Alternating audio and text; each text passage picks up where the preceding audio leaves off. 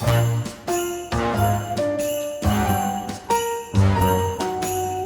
morning everybody, Pearl and Tracey here from Uniquely Creative with day number 18 of our Advent kit. Not many days to go now, guys. Are you getting excited for Christmas, Pearl? You are. Would you like to show us what is in day number 18 of the Advent kit? What is inside? Oh, it's a little die that says imagine. That's a cool word, die. Imagine. You could do lots of things with that on a scrapbooking page. Another die. So have you guys been adding up the value of this kit? There is so much stuff inside it.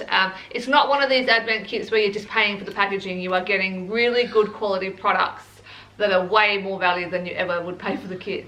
Is that too late, Pearl? No. Thank you so much for watching, guys. We'll be back tomorrow with day number 19. See you then.